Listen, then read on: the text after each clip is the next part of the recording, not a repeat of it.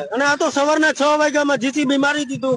મેં એને રિક્વેસ્ટ કરી કે સાહેબ મને સાંજ સુધીનો ટાઈમ દો, 6 વાગ્યાનો ટાઈમ દો, મારું બધું ઉતાર લે. અત્યારે મારો તમામ પતરા બાયણા દરવાજા બધું લાઇટ બિલ ને પંખા ને બધું મારું ભાંગીને ભૂકો કરી નાખ્યો હે. અત્યારે હવે મારે જવું ક્યાં?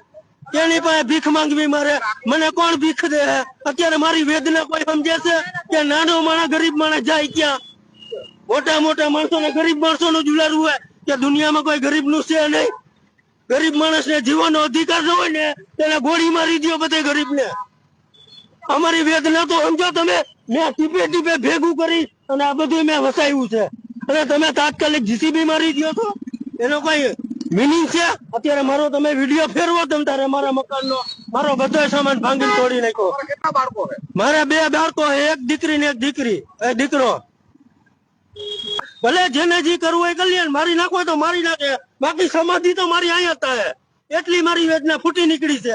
આમ કઈ હાવ સત્તાવાર ને હાલી નો નીકળાય. કોઈ ગરીબ માણસ ને પતાવી જ દેવાના. મારું મકાન અહીંયા છે, હું કદાચ એને ગમે એ કરવું હોય મારી સમાધિ અહીંયા થાય. આખી દુનિયામાં ફેલાવો તો ફેલાઈ ગયો. મારી આ 20 વર્ષની કમાણી મારી હે ને આ લોકોએ 10 મિનિટમાં ઉલારી નાખી. 20 વર્ષની કમાણી 10 મિનિટમાં ઉલારી નાખી.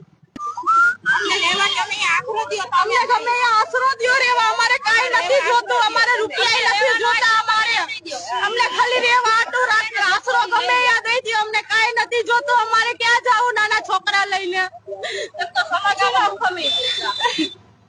અમને ગમે રેવાનો આશરો કરી દ્યો, અમારે ક્યાં જાવું? અત્યારે બધું તોડી ફોડી નાખ્યું, અમને સામાન નથી લેવા દીધો.